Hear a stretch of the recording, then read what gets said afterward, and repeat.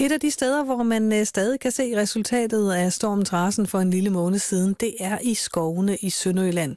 80.000 kubikmeter, eller hvad der svarer til 4 års hugst, faldt omkuld i løbet af få timer, og det betød et omfattende oprydningsarbejde bagefter.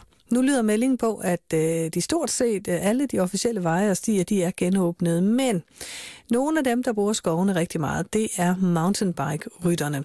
Dem er der rigtig mange af, og de har stadig problemer.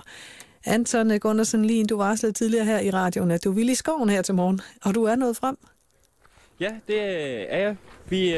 Jeg går herude på sådan en mountainbike-sti sammen med Christian Nordstrøm. Han er formand for Sønderborg Mountainbike Klub. Og nu går vi her på den her sti. Men problemet er, at når vi kommer herhen, der er stien spærret af et stort træ. Der ligger masser af væltede træer her rundt omkring. Hvordan er det, Christian Nordstrøm, hvordan er det at køre mountainbike i skovene her for tiden? Det er ikke så sjovt, som det har været. Der indtraf jo en lille storm. Det var jo fedt at se stormen komme, men den første tur, jeg tog herefter, var lidt af en katastrofe, fordi alt var jo fuldstændig spærret. Så alle de sjove stier er spærret endnu, men de store stier fik de jo så ryddet op sådan rimelig hurtigt. Men det er lidt øveligt i øjeblikket. Hvad gør I så, når I kører herude? Vi har jo heldigvis fået vores egen bane, så vi har ryddet op på. Den må vi jo gerne gå og save i og gøre klar.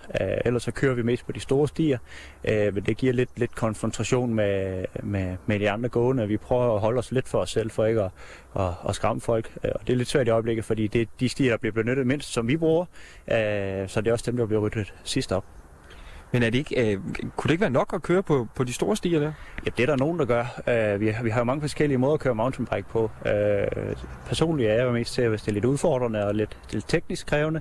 Og det er det ikke på de store grusstier. Det er lidt ligesom at køre på asfalt. Ja.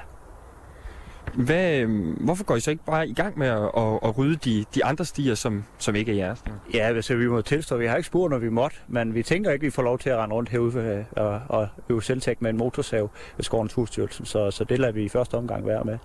Men det er der selvfølgelig mulighed, der kunne undersøges. Men det er et stort arbejde. Okay.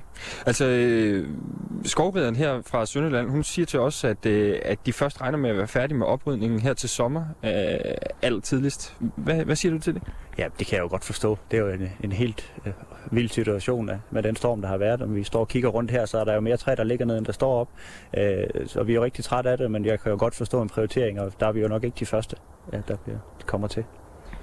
Hvordan skulle det ideelt være, hvis du skulle ønske nu her? Ja, men så var det jo alle vores stier, der blev ryddet først selvfølgelig, men det er jo ikke en option.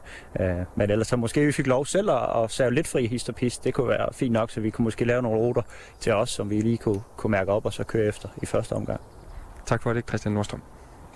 Og Naturstyrelsen advarer også om, at man